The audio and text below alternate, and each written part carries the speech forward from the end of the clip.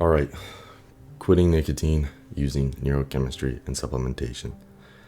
I'm making this video because I just quit nicotine and I used my passion for neurochemistry to figure out how to make it significantly easier.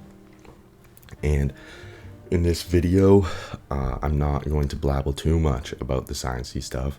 This video is more just to share what my idea was around quitting and how I quit and what I used so I can help other people.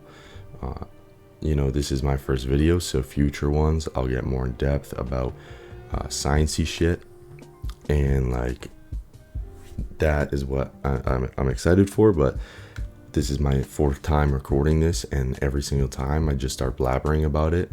It's a really boring video, so I just want to keep this plain, short, and simple. So the things we're going to look at is addiction, supplements, and mindset. My first thing was, if I'm going to quit, I have to understand what it is that I'm actually addicted to, understand nicotine, the chemical itself, understand what it's doing to my brain, and understand what happens when I stop. Because from that point on, I can use supplements to help reverse that, which will obviously ease off of withdrawals.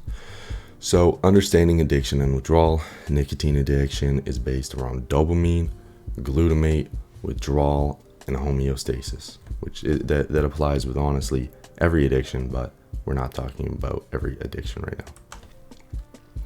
Number one is dopamine. Dopamine is a super interesting and complex neurotransmitter, but to keep it super simple and dumb it down, you got L-tyrosine, the amino acid. This is found in food and shit and protein. All of that turns into L-dopa, which then turns into dopamine and then turns into norepinephrine. It doesn't really matter. I just wanted it there because it's somewhat relevant later.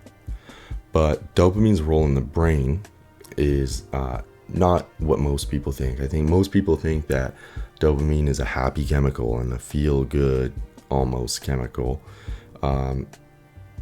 But dopamine is actually responsible for motivation, like having the motivation and drive to do something. It's responsible for reinforcement. So that's reinforcement of activities for survival. And then focus. Those are the three kind of main roles. There are other ones, but again, trying to keep it simple. So now is dopamine's role in addiction ties into that reinforcement. Is the stronger the dopamine spike, when you get a dopamine spike in your brain, or when dopamine gets released, it tells your brain that pretty much something important just happened, and whatever just happened was good, and we need to repeat that task. So that's why every time you eat, dopamine plays a role in that, because then it will reinforce and it tells you eating is good. We like this, let's do it again. But that plays a huge role when it comes to addiction, because you have drugs like nicotine that cause a very strong and fast spike in dopamine, which leads to a very strong reinforcement cue in the brain to tell you to do it again. And then after repeated use, because if you're addicted to nicotine, you did start doing it again and again and again, another neurotransmitter called glutamate will kind of start writing it into the memory and making associations which will lead to that full addiction. Glutamate will kind of write into the brain, so now you're going to start actually expecting it in certain things. And for example, I would always do a pouch after I ate, and like if I didn't have one, it would be really weird. It'd feel really weird because my brain wrote it into memory that, okay, after you eat, you're gonna get a spike in dopamine from the pouch. So anyways, now homeostasis. Homeostasis is pretty much responsible for why people get addicted. It's responsible for tolerance, and it's responsible for withdrawal. So the definition of homeostasis is the homeostasis is the body's way of maintaining an internal balance despite external factors. So that, and your body uses it in neurochemistry, which is what we're talking about here. Other shit like body temperature, anabolism versus catabolism, hormones, and then it plays a role in tolerance. So pretty much, long story short, is, let's say before nicotine use, your brain has its balance, right? And this applies to any drug. You do that first hit of nicotine, and this applies to that first hit or during nicotine use. That nicotine is the external condition. You just did something externally that's gonna change your brain's neurochemistry, and that's why people use drugs. That's why you get euphoric when you do nicotine. That's why you get relaxed when you do alcohol, because it plays around with your neurotransmitters. However, that throws off your brain's homeostasis. So you use nicotine, dopamine increases, norepinephrine increases, and then you do it over a long enough time. Glutamate has long-term potentiation, writes it into memory, and over time your baseline dopamine will change, which is a pretty big deal. And the brain chemistry also changes with like nicotinic acetylcholine receptors, which that's what nicotine actually binds to. And then it binds to those receptors, and repeated use, you're throwing off your brain's homeostasis. So what does your brain have to do? Your brain has to fight this off. So it changes its chemistry in order to fight this drug. So aka making more receptors, so the drug is less effective. And that's now when tolerance starts to happen, because the drug will become less effective because your brain is changing. And then that's when addiction happens, because when we go to after the use, you quit cold turkey, and now you've just fully tipped the scale the other way. You fully tipped your brain. Your brain has spent sometimes months, sometimes years changing itself because of your addiction, and now you've just thrown that completely the other way, which, depending on the drug, can even be fatal. But after a while, and you go through withdrawal, which is your brain changing back to normal, the brain rewrites, obviously goes back to normal. So supplements, this I want to keep super fast. These are the 4 and then honorable mention 5 main supplements that I used when quitting nicotine that were the most available, the easiest to get, anyone can get them, and also the most effective. So first off was L-tyrosine, and if you remember before, you can go back, but L-tyrosine is that amino acid precursor to dopamine. So, you know, you can see at that chart at the bottom, I'm not going to go too into the chart, you can pause and look at it if you want, but there's your symptom and there's your cause. And tyrosine is going to help with all those symptoms that have low dopamine as the cause. You take 500 milligrams in the morning on an empty stomach, and it seriously does make a massive difference. Tyrosine was amazing. I'm telling you, would highly recommend it. That is probably single-handedly the most important supplement for it.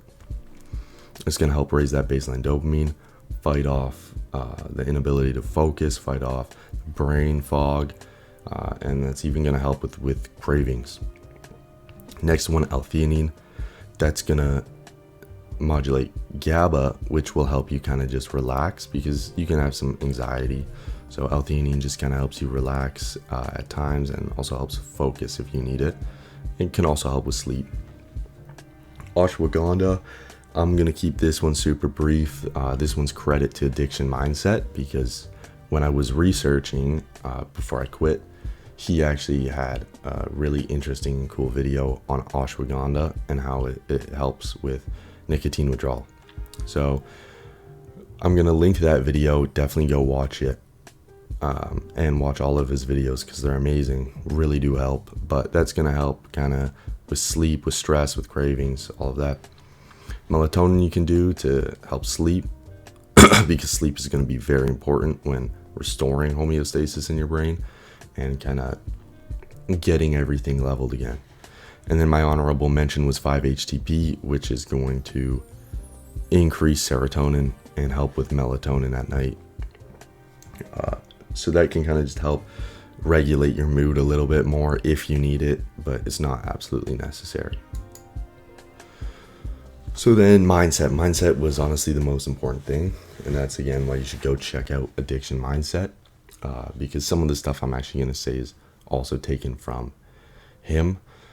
But there were these other 4 keys that I had when quitting and changing my mindset, because when it comes down to it, you can do everything you want with all the supplements you want. But if you don't have the right mindset, you're not going to quit. And so this was just 4 points I really wanted to talk about. Number 1 was justification. You cannot justify the use of nicotine. And this relates to obviously the 2 main methods. There's cold turkey and there's tapering. I think tapering is absolutely stupid. You're quitting nicotine by doing nicotine. It's like saying, I'm gonna quit meth by just eating it or snorting it instead of smoking it. It's like same difference. I think it's just stupid, and it subconsciously justifies the use of nicotine, which won't help you quit. Number 2 was coping. I say that's like lying to yourself. Is the things you can't lie to yourself and make any excuse. And trust me, you're going to want to do that a lot. You do it automatically. It's like it's its own mechanism, but you have to fight it. I would always say, I'd be like, oh, I got a test coming up. I don't want to have the brain fog. I want to be able to focus. And then I'd have to tell myself, that's a lie. That's a cope. I'm just trying to justify doing it again. So watch out for that. Demonization helped a lot. And that was pretty much just me saying to myself so many times that I truly hate this chemical and I hate what it's doing to my life and to everything. Just to the absolute extreme, and saying it over and over until I believed it. And I truly do, or did start hating it, which made it way easier to abstain from it. And then realization that this one was pretty much, it helps you keep moving forward when morale is low. But every time you get a really bad craving and every time you get a really bad symptom of withdrawal, if you get through that, that's another win in your book. And when people get cravings is typically when with certain associations, because that's what nicotine is and that's what dopamine is that association. And like, let's say talking about food, when I first quit, I said I used to pop a snooze after every meal. When I first quit, that's when I would get the biggest cravings, because that's when I do it the most. But I knew that every time I abstained that craving and didn't give into it after I ate, for example, my brain was gonna stop. I'm one step closer to my brain not associating food with nicotine anymore. And that's what you have to realize, and that would be super important. And that kept me going through any hard time. So have the right mindset and have those supplements, and it will seriously, quitting nicotine will be so easy, and you will be able to do it. And quitting nicotine will be so easy. You'll be able to do it. But thank you for watching. I just wanted to come on and share my idea.